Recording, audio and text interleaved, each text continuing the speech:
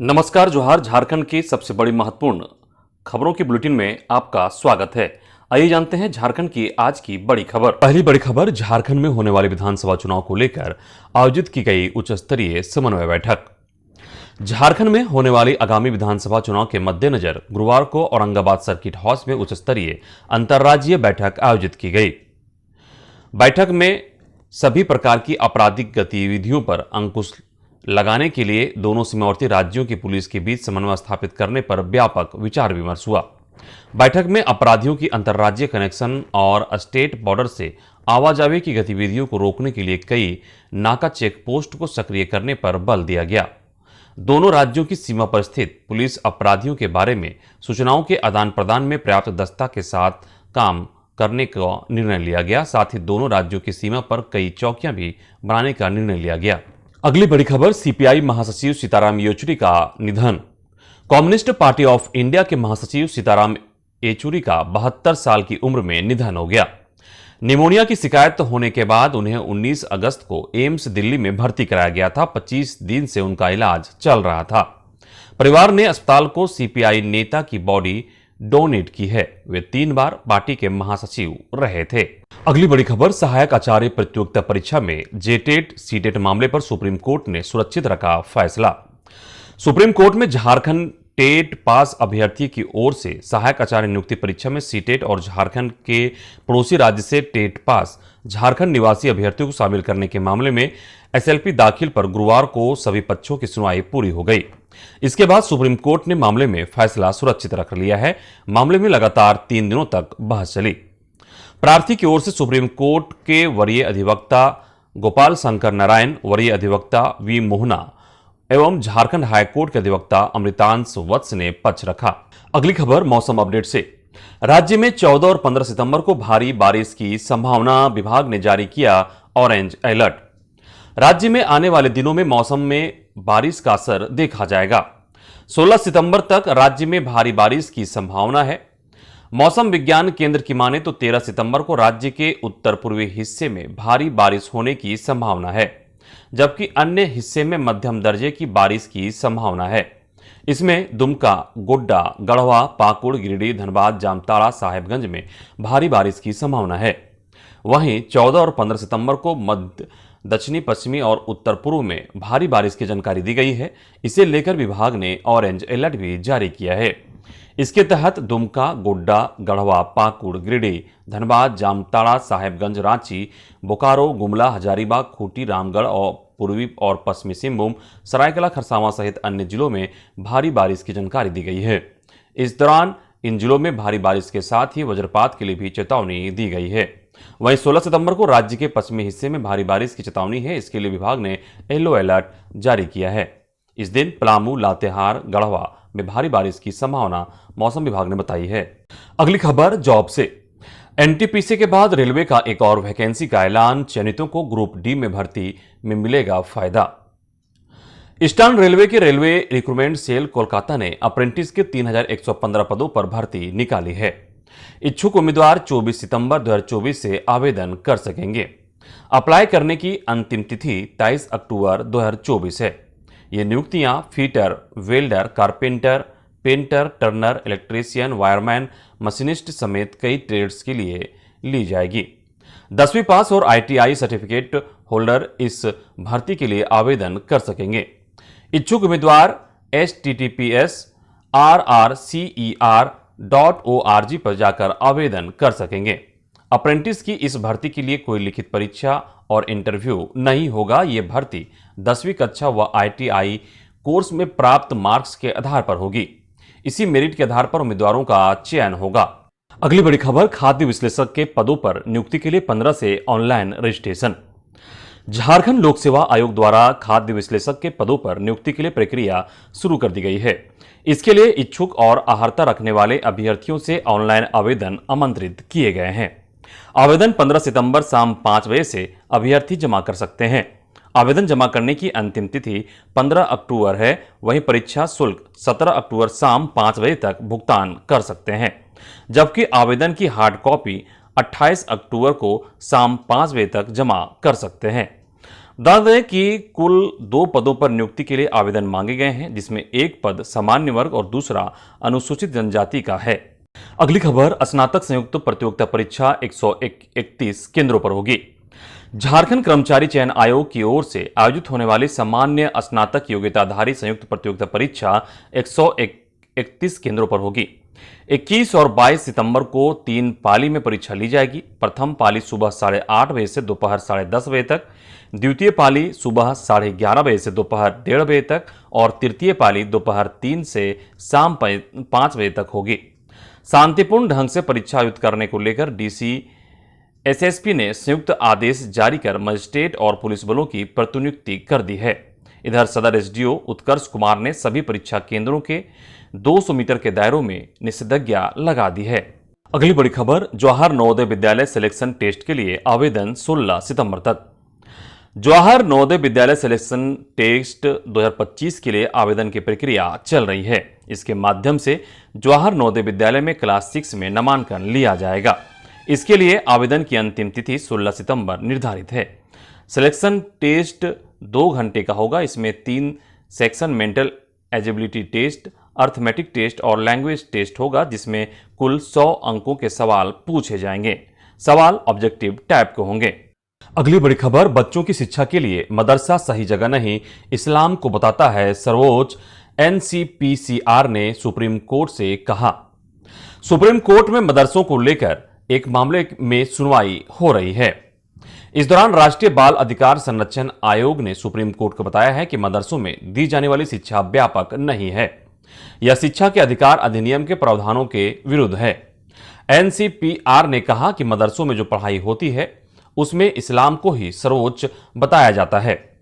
NCPCR ने यह भी दावा किया कि तालिबान उत्तर प्रदेश के दारुल उलूम देवबंद मदरसा की धार्मिक और राजनीतिक विचारधाराओं से प्रभावित है। अदालत को लिखित रूप से यह दलील दी है। आपको बता दें कि सुप्रीम कोर्ट में इलाहाबाद हाई कोर्ट के उस आदेश को चुनौती दी गई है जिसमें उत्तर प्रदेश मदरसा शिक्षा बोर्ड अधिनियम 2004 को असंवैधानिक घोषित कर दिया गया था। कोर्ट ने कहा था कि मदरसा धर्मनिरपेक्षता के सिद्धांत और संविधान के अनुच्छेद 14 के तहत मौलिक अधिकारों का उल्लंघन करता है। अगली बड़ी खबर, पंचायत सचिवों की हड़ताल खत्म, मंत्री इरफान अंसारी का जताया आभार। लंबे समय से अपनी मांगों को लेकर हड़ताल पर गए पंचायत सचिवों ने सरकार के साथ सहमति बनने के बाद गुरुवार को अपनी हड़ताल वापस ले ली। ग्रामीण विकास मंत्री इरफान अंसारी और विभागीय पदाधिकारियों की उपस्थिति में प्रोजेक्ट भवन में हुई वार्ता के बाद यह फैसला हुआ। पंचायत सचिव संघ द्वारा 2 प्रमुख मांग सरकार से की जा रही थी। मूल ग्रेड पे 2400 रुपये किया जाए, साथ ही प्रखंड पंचायत राज पदाधिकारी के पद पर 25% में वरीयता के आधार पर शेष प्रोन्नति की मांग थी।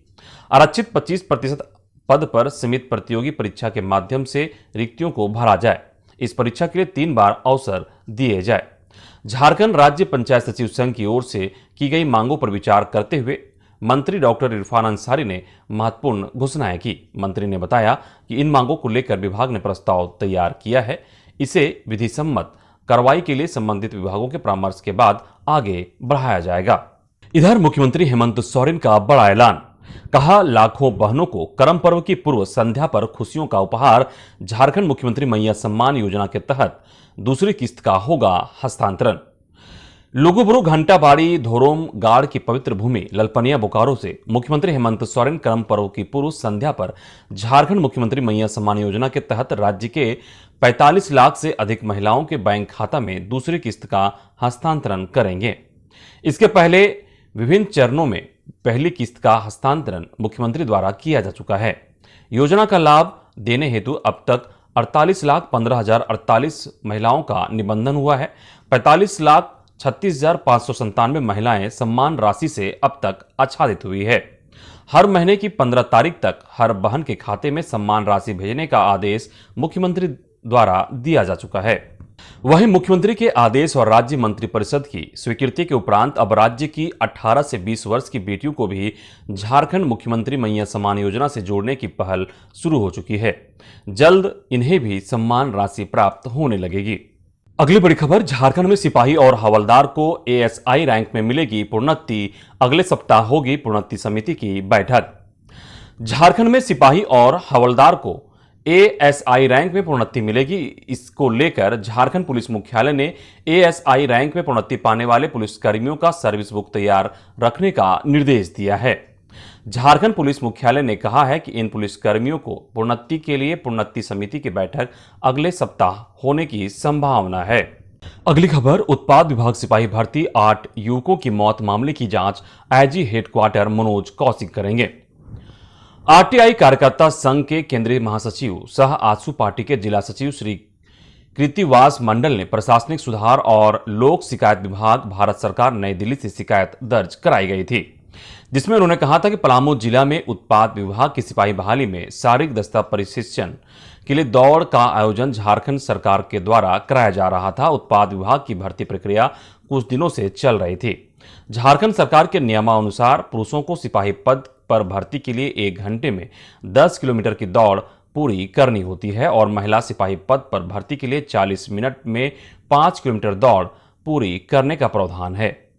झारखंड सरकार के द्वारा भादो महीने की उमस भरी गर्मी में दौड़ आयोजित कराने के कारण झारखंड राज्य के 8 बेरोजगार युवकों की मौत के मुंह में समा गए। ऐसा प्रतीत होता है कि भर्ती केंद्रों पर ना तो पीने की पानी की व्यवस्था की गई थी और ना ही शौचालय की व्यवस्था और ना ही महिलाओं के द्वारा छोटे बच्चों को स्तनपान कराने की उचित व्यवस्था झारखंड सरकार के द्वारा कराया गया था।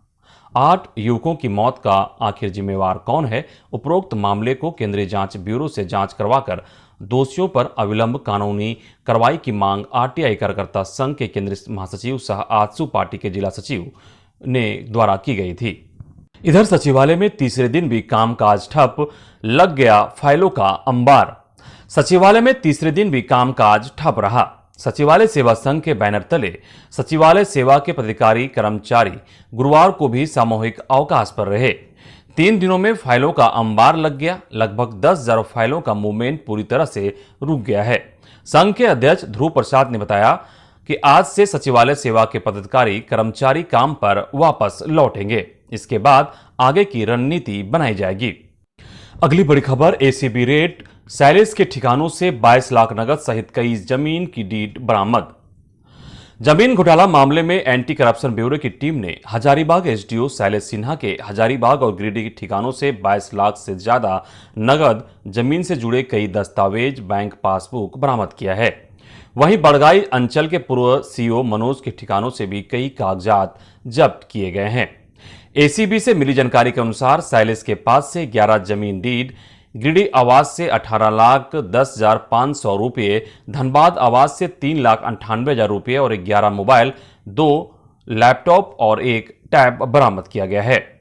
वहीं एसीबी से मिली जानकारी के अनुसार मनोज के यहां से धनबाद जिले के 4 डिसमिल जमीन के 4 कागजात, 6 डिसमिल के कुछ कागजात मिले हैं। रांची में 1.02 करोड़ के डुप्लीकेट्स के कागजात मिले हैं। रांची स्थित आवास से कई बैंकों के पासबुक और कुछ मोबाइल जब्त किए गए हैं। अगली बड़ी खबर, वर्ष 2011 तक पाकुड़ और साहेबगंज में 35% बढ़ी मुसलमानों की आबादी, संथाल में 14% घटे आदिवासी। केंद्र सरकार ने बांग्लादेशी घुसपैठिए से संबंधित जनहित याचिका में शपथ पत्र दाखिल कर झारखंड हाई कोर्ट को जानकारी दी है कि पाकुड़ एवं साहिबगंज में वर्ष 2011 तक मुस्लिम समुदाय की आबादी करीब 35% बढ़ गई है। वहीं पूरे संथाल परगना में मुस्लिम समुदाय की आबादी वर्ष 2011 तक 12% बढ़ गई है, जबकि संथाल परगना में आदिवासियों की आबादी 42% से घटकर 28% रह गई है। हालांकि वर्ष 2011 के बाद का संथाल परगना में जनसंख्या बढ़ोतरी का आंकड़ा केंद्र सरकार हाईकोर्ट को नहीं दे पाई। इधर ईडी के अधिकारियों के खिलाफ दर्ज मामले में राज्य सरकार ने मांगा समय, हाईकोर्ट में अगली सुनवाई 15 अक्टूबर को। सीएम हेमंत सोरेन की शिकायत पर ईडी के अधिकारियों के खिलाफ SC/ST थाना में दर्ज एफआईआर को सीबीआई या अन्य स्वतंत्र एजेंसी को देने का आग्रह करने के वाले ईडी की याचिका की सुनवाई झारखंड हाईकोर्ट में हुई।